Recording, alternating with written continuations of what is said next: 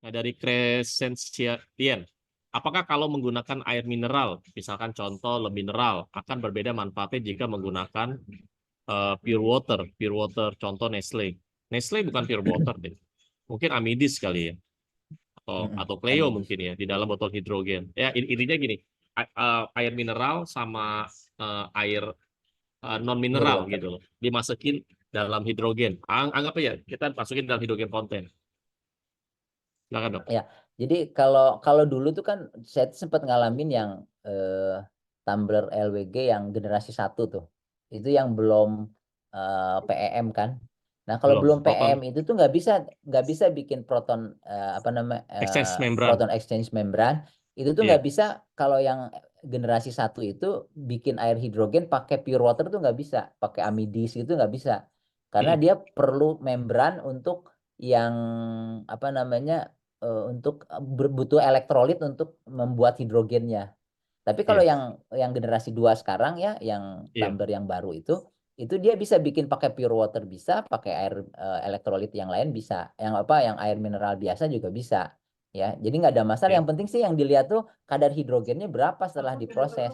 Cuman kalau dari WHO tuh tidak menyarankan untuk minum air yang pure water dalam waktu yang lama atau terus-terusan. Itu cari aja situsnya di WHO, pure water atau air RO tuh reverse osmosis itu kan, itu cara bikin pure water tuh pakai metodenya pakai reverse osmosis namanya. Itu Iya. tuh nggak disarankan untuk dikonsumsi dalam jangka panjang, terutama buat anak-anak sama usia lanjut, karena anak-anak sama usia lanjut tuh lagi butuh butuh butuh banget mineral gitu untuk pertumbuhan gigi, pertumbuhan tulang, pertumbuhan otak gitu. Jadi itu tuh penelitiannya ada. Terus saya bilang gitu tuh pada pada komplain, pada marah-marah orang-orang yang jual air RO tuh. Saya kan cuma bilang WHO yang ngomong, bukan saya yang ngomong, ya terserah kalau nggak mau percaya kan. Iya. Jadi maksudnya kalau bisa, walaupun si air, artinya gini, artinya kalaupun bisa si tumbler LWG apa tumbler fonten ini bisa bikin pakai pure water, mendingan Iya. jangan pakai pure water itu, karena nggak sehat lah kalau air yang nggak ada mineralnya itu gitu. Jadi kalau Nah, kita bisa pakai air ya, mineral, secara jangka panjang, Dok, kalau kita minum air yang non mineral atau kurang mineral, demineral, itu efek kesehatannya apa, Dok? Yang buat anak-anak ya atau itu jadi lansia gitu. kalau anak-anak tuh ada gangguan tulang dan giginya pada saat pertumbuhannya. Kalau orang usia lanjut tuh dia rawan, orang lansia itu rawan sekali sama gangguan elektrolit tertentu.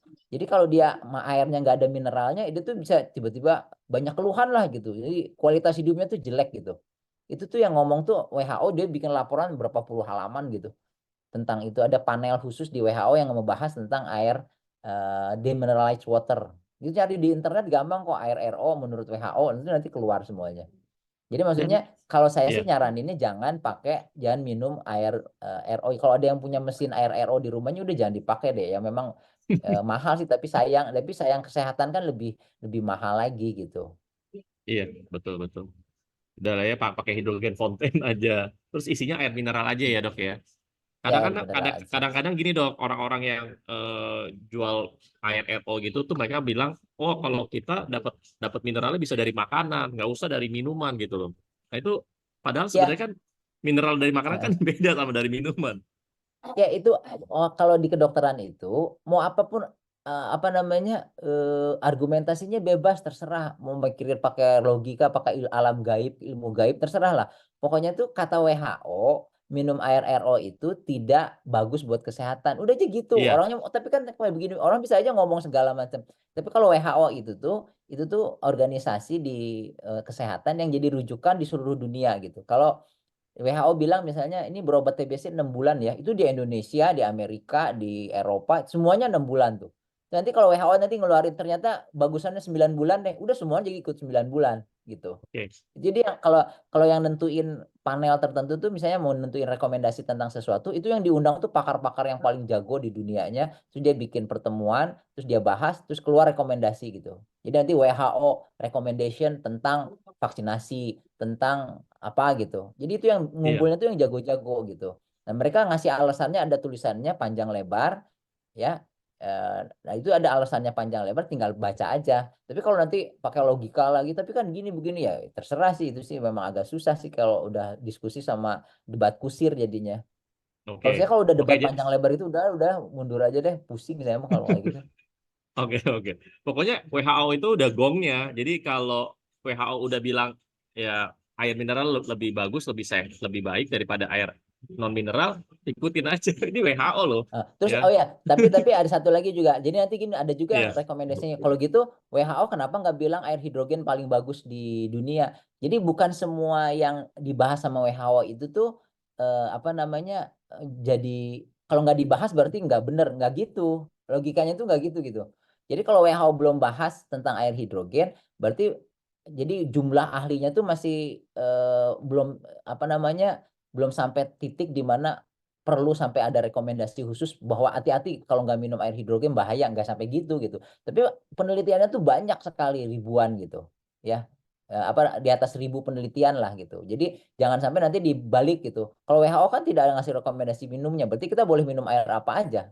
Kalau menurut WHO kan yang penting jangan air RO. Tapi kan WHO nggak bilang air hidrogen paling bagus, berarti kita minumnya air mineral aja gitu. Tapi kan penelitiannya tuh menunjukkan banyak dan banyak juga hal-hal yang nggak dibahas sama WHO gitu tentang apa namanya banyak hal yang ternyata bagus buat kesehatan tentang antioksidan aja antioksidan vitamin C itu bagus nggak ada tuh rekomendasi WHO tentang vitamin C gitu. Oh berarti vitamin C berarti jelek dong kalau gitu nggak ada rekomendasi WHO-nya nggak kayak gitu. Jadi jangan dibalik logikanya kurang lebih gitu. Oke. Dok, ini ada yang nanya lagi, Dok. Kita lanjut ya dari Bang John.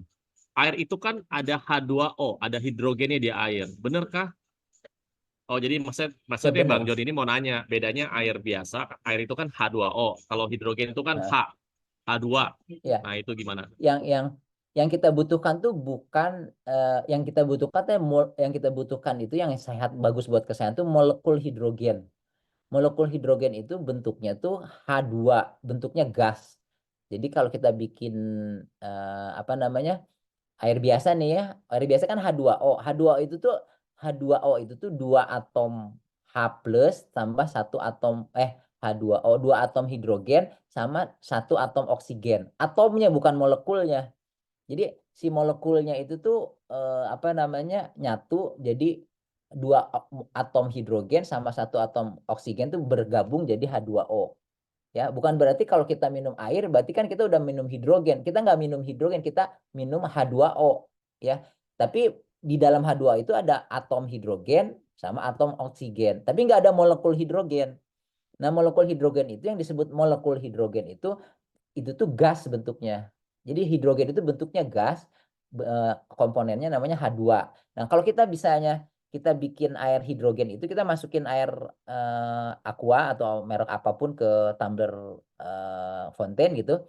Si tumbler fonten itu nanti ngalirin listrik sehingga nanti terbentuk molekul hidrogen. Jadi ada terbentuk di dalam airnya itu kalau diukur ada jadi molekul H2-nya.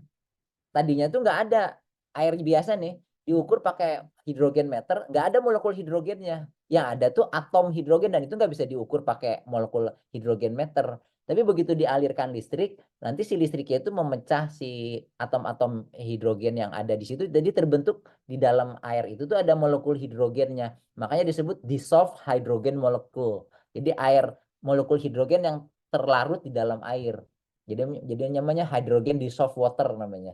Nah, itu yang kita butuhkan buat kesehatan.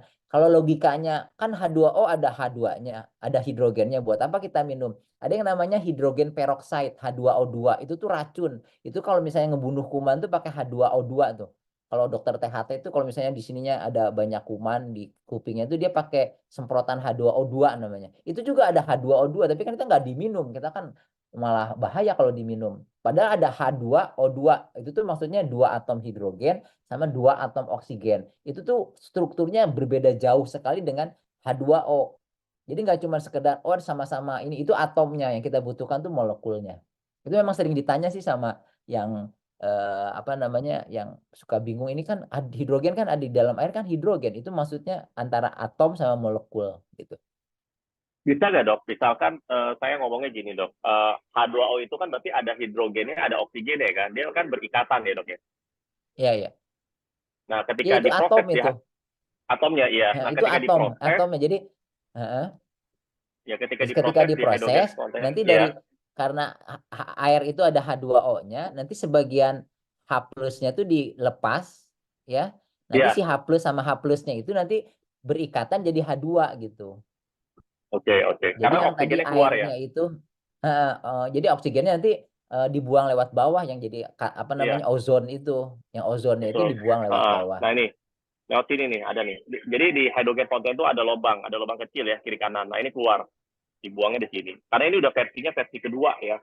Jadi dengan teknologi namanya proton exchange membrane gitu. Oke. Sip, Dok. Kita lanjut lagi, Dok ya. Ini Oke. seru nih, Dok. Ya. Nah, dari Maria nih. Bu Maria, dokter, kemarin saya sempat nonton video komen dari dokter yang mengatakan kita butuh oksigen, di mana air mengandung H2O. Jika inhaler ini mengambil hidrogennya saja dikhawatirkan kita bisa kekurangan oksigen. Bagaimana menurut dokter dengan hal ini? Enggak gitu. Jadi gini deh. Kalau oksigen itu kita nggak usah pakai selang apa-apa kan di udara itu tuh dari udara itu tuh 20%-nya tuh sekitar 20% dari udara yang ada kita hirup itu tuh mengandung oksigen. Nah, itu kita ngehirup aja oksigennya masuk. Gas oksigen ya, O2 itu gas oksigen. Bukan air juga ada oksigennya kan H2O, tapi itu atom oksigen gitu. Bukan molekul oksigen. Kalau molekul oksigen itu bentuknya gas O2. Itu tuh di dalam udara yang kita hirup tuh ada O2-nya. Jadi kita tinggal hirup aja masuk ke si O2-nya gitu. Nah, yang kita hirup dengan inhalasi itu gini, kalau misalnya kita pakai tumbler hidrogen, kan itu nggak ada hidrogennya awalnya. Ya, kalau kita ukur pakai hidrogen meter, air yang belum kita proses tuh nggak ada hidrogennya sama molekul hidrogennya, bukan atom hidrogennya sih ada, cuman nggak keukur sama molekul hidrogen meter kan. Alatnya hidrogen meter tuh untuk mengukur berapa kadar gas hidrogen yang ada di dalam air. Nah, setelah kita masukin kan biasanya gitu kan kalau orang apa namanya LWG kan ngeceknya gitu kan, mau simpan nol nih, nggak ada hidrogen. Terus diproses kan sama alatnya. Terus lama-lama si hidrogennya naik pelan-pelan si molekul hidrogen itu meningkat gitu. Nah, ketika ada molekul hidrogen di dalam airnya itu, terus kita inhalasi. Jadi si molekul hidrogennya itu nanti karena si hidrogen itu gas yang paling ringan di alam semesta gitu. Jadi dia tuh nanti naik gitu. Kalau kita udah bikin hidrogen di airnya, terus si airnya disambungin ke hidung kita, nanti si hidrogen itu naik masuk ke hirup sama saluran nafas kita gitu. Jadi nggak akan kekurangan oksigen. Oksigennya tetap dihirup lewat udara yang kita hirup, bukan lewat inhalasi hidrogen, inhalasi dari tumbler fontainnya gitu.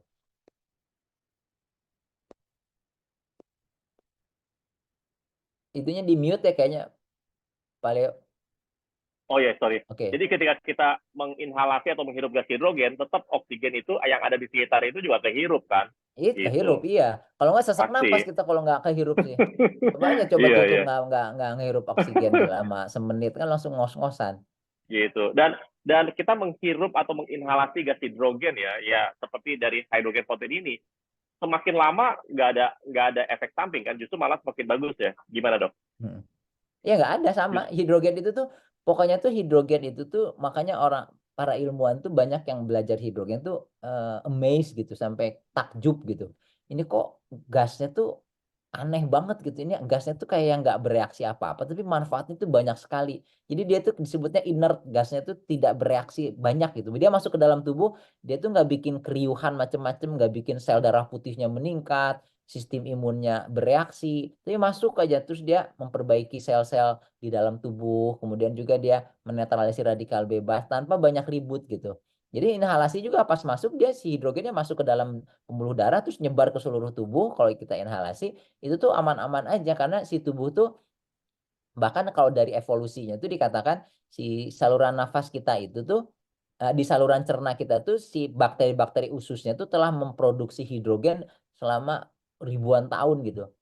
Jadi di di di usus kita tuh ada bakteri usus namanya mikrobiota. Nah, itu sebagian hidrogen yang dulu sebelum ada air-air ajaib yang di muka bumi yang mengandung hidrogen itu tuh kita tuh bertahan menetralisir radikal bebasnya pakai molekul gas hidrogen yang diproduksi sama bakteri usus kita. Jadi kita tuh udah hidup sama hidrogen tuh sebenarnya dari dulu lah, mungkin dari zamannya Nabi Adam juga udah mulai apa namanya udah menggunakan hidrogen yang diproduksi sama bakteri usus. Itu ada penelitiannya bahwa bakteri usus kita tuh bisa menghasilkan gas hidrogen. Cuman jumlahnya sedikit. Tapi waktu itu kan belum banyak radikal bebas.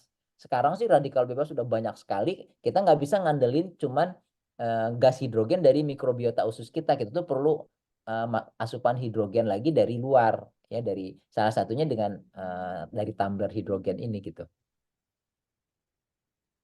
Oke. Oke, nah ini ada yang nanya lagi nih. Eh, mana lagi sebentar ya? Oke. Yang dimaksud 1.500 itu ini dari Ibu Rika ya, yang di Rika Mulwanto. Yang dimaksud 1.500 itu ukuran seperti 1.500 mili per menit. Oh, itu 1.500 ppb. Itu ukuran itu ukurannya kalau mengukur kadar hidrogen di dalam air. Gitu ya. ppb itu kepanjangannya namanya part per billion ya, Bu Rika Mulwanto ya. Oke, lanjut lagi ya. Dari Ibu Yuyun. Malam dok, mau tanya, kalau pembengkakan ginjal itu minumnya harus dikurangi atau normal aja ya? Nah itu Ya, gimana? kalau yang minumnya harus dikurangi itu tuh kalau udah gagal ginjal gitu. Kalau kalau ibu kayaknya sih kalau yang pertanyaan Bu Yuyun itu apa namanya bengkak ginjal itu kalau dari USG gitu. Oh ini ginjalnya bengkak kan suka dibilang gitu ya. Itu biasanya tuh ada sumbatan karena paling sering tuh karena batu ginjal. Jadi ginjal itu kan kiri sama kanan tuh ya. Ginjal tuh kiri sama kanan. Terus nanti udah pas di USG itu misalnya ada batu di saluran kencing sebelah kiri. Jadi kan nyumbat kan itu si saluran kencing yang sebelah kirinya tuh. Jadi si aliran dari ginjalnya ke bawah tuh kehambat. Jadi si ginjalnya tuh yang sebelah kiri tuh lebih bengkak dibandingin yang sebelah kanan. Nah, biasanya tuh nanti laporan USG-nya tuh bilang ginjal sebelah kanannya, sebelah kirinya bengkak gitu. Ada grade-nya, grade 1, grade 2, grade 3, grade 4 gitu. Nah, itu tuh nggak berhubungan sama bakal dikurangin minumnya atau enggak karena fungsi ginjalnya masih bagus. Ya, fungsi ginjalnya belum keganggu, itu baru screening aja nggak ada keluhan apa-apa. Terus ternyata oh ternyata ginjalnya bengkak. Nanti dokter tuh nyari oh apa sih yang nyumbat, oh ternyata ada batunya nanti ditembak ya atau pakai obat dikeluarin gitu ya, dioperasi atau ditembak atau pakai obat bisa. Setelah batunya keluar si ginjalnya yang tadinya bengkak lancar lagi kan jadi ngecilin lagi gitu. Ya, sementara ginjal yang sebelah kanannya sih normal-normal aja jadi fungsinya masih tetap bagus karena ginjal tuh makanya orang bisa transplantasi ginjal tuh karena orang tuh dengan satu ginjal aja masih bisa hidup gitu, hidup sehat gitu. Jadi dia bisa ngasih ginjalnya ke orang lain. Saya tuh pernah dulu ada dosen saya tuh dosen farmakologi waktu kuliah dulu tuh dia tuh anaknya tuh gagal ginjal, dia kasih ginjalnya satu buat anaknya gitu. Dia masih sehat aja bisa aktivitas normal, satu ginjalnya dipakai anaknya, jadi anaknya nggak usah cuci darah gitu. Nah, jadi ginjal itu kalau fungsinya masih bagus, nggak perlu pembatasan minum. Normal-normal aja, malah harus banyak minum. Tapi kalau nanti udah cuci darah, harus cuci darah, kata dokter, ini harus cuci darah nih. Nah, itu yang biasanya dokternya nentuin, ini ibu atau bapak cuma boleh minum 1 liter per hari ya, jangan lebih. Kalau kelebihan nanti suka sesak nafas atau bengkak-bengkak kakinya. Karena cairan yang kita bisa sedot pada saat dibuang pada saat cuci darah itu terbatas juga gitu. Mungkin gitu. Oke, ya, oke. Jadi sebenarnya pembengkakan ginjal itu ya mau minum minum aja gitu ya dok ya. Tapi kalau memang sudah Iya. dianjurkan, tapi kalau memang sudah disarankan sama dokternya dia gitu ya, oh minumnya harus dibatasi. Berarti ya mau nggak mau memang Nah, harus dibatasi ya. iya, iya. Nah itu nanti solusinya bisa dibantu tuh siapa Ibu Yuyun, inhalasi hidrogennya aja dari hidrogen fonten yang dibanyakin. Karena itu bagus banget buat masalah ginjal. Nanti ada testimoni ya dari Sando ya. Sebentar lagi ya Sando. Oke. Dok, kita masuk ke testimoni dulu ya dok ya. Boleh, boleh, mangga. Iya, oke. Thank you dok. Nah, Yuk. Sando silakan Sando. Mana Sando? Sando, saya unmute ya Sando. Malam, Pak Leo. Oke, malam Sando. Mana Sando? Where are you? Where are you Sando? Malam semuanya. Videonya di on kan, Sando? Silakan. Mana? Ini udah on kok, Pak. Udah on ya? Bentar. Mana nih? Sando, bentar. Sando mana? Oh, Sando saya pin dulu. Sando saya pin ya. Remove all spotlight. Oke, Sando saya pin. Oke, sip Sando. Sando, tunggu sebentar ya. Saya masuk ke dalam inimu ya. Oh ya teman-teman, ini sebagai informasi teman-teman ya. Tadi Dokter Andi itu yang memaparkan, beliau itu punya latar belakang. Beliau itu adalah dokter spesialis penyakit dalam ya di beberapa rumah sakit. Jadi bukan hanya satu rumah sakit, tapi beberapa itu di Karawang ya. Mengambil pendidikan studi spesialis penyakit dalam, anggota IDI juga, Ikatan Dokter Indonesia, anggota juga Perhimpunan Dokter Penyakit Dalam, dan udah senior ya, berpengalaman praktek sebagai dokter internis lebih dari 25 tahun. Oke, Sando. Nah, ini teman-teman ya, Bapak Ibu semuanya. Ini namanya Sando Bongphilopus, ya dipanggilnya namanya Sando. Beliau itu usia 33 tahun, ya Tangerang Selatan, ya pasien autoimun SLE atau lupus sejak usia 4 tahun dan cuci darah, ya yang merasakan manfaat inhalasi dan air hidrogen. Oke, silakan Sando, sharing ke kita. Oke, selamat malam semuanya. Udah lama ya saya nggak join ya. Malam ini saya testimoni hidrogen fountain. Saya Ya. pakai hidrogen fountain ini udah masuk tahun ketiga. Ya, kayak tadi saya juga udah lihat komen-komen, ada yang nanya, hidrogen baik nggak sih?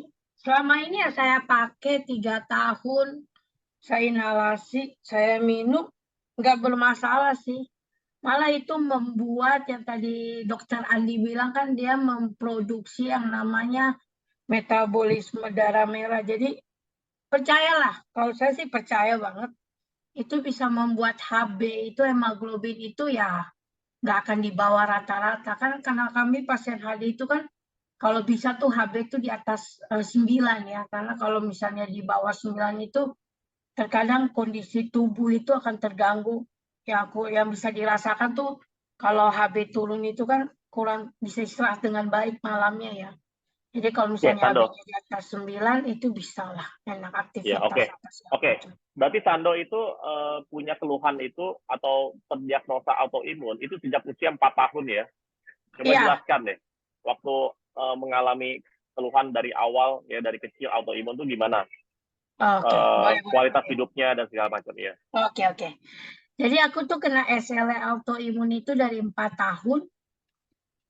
Itu aku ngejalaninya jadi kurang lebih itu hampir 29 tahun aku berarti ngalamin SLE sampai hari ini. Cuma pas cuci darah SLE-nya udah nggak kambuh lagi. Jadi kecil itu aku ngalamin SLE 4 tahun didiagnosis.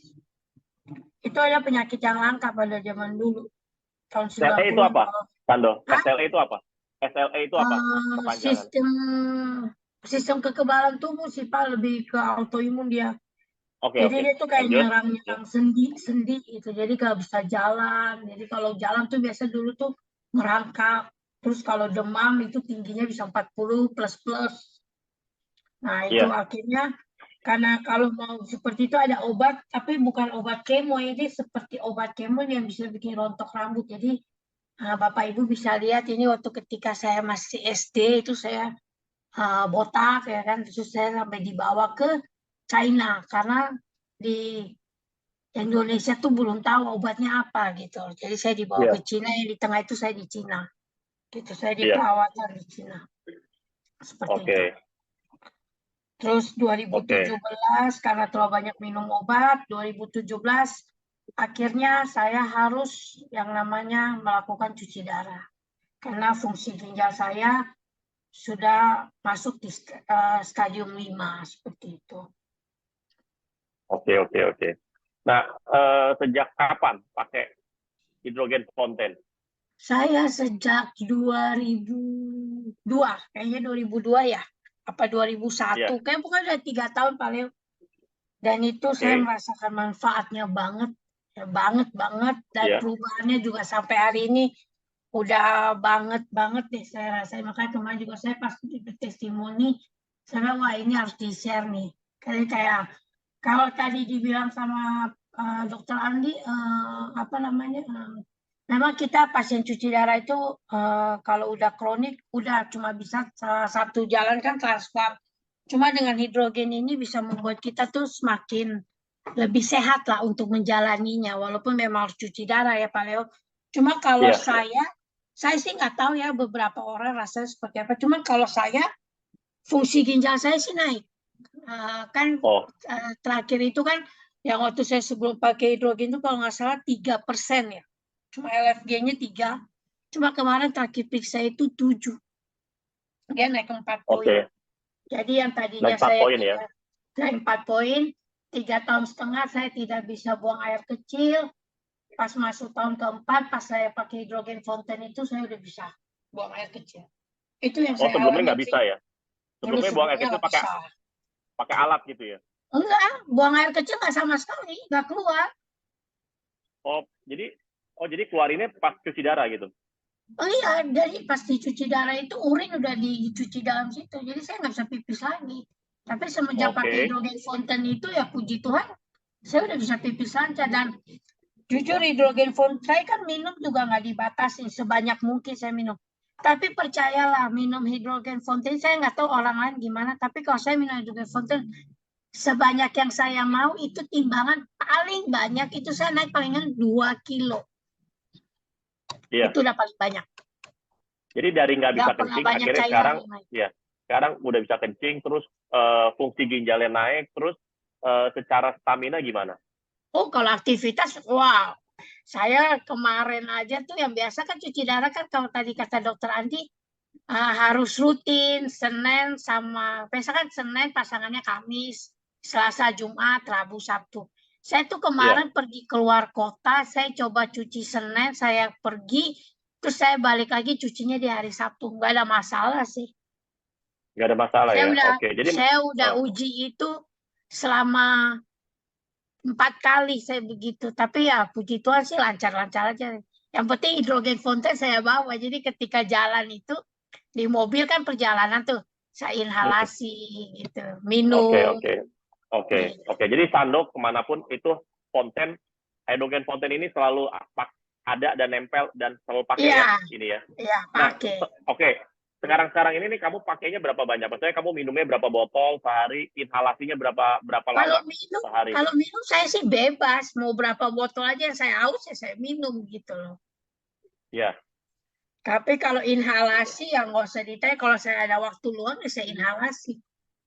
Oke. Biasanya kira-kira berapa lama? Berapa banyak inhalasi? 1 jam, 2 jam, 3 jam? Lebih kayaknya Pak Leo. Oh, jadi Sando juga punya kontennya banyak ya?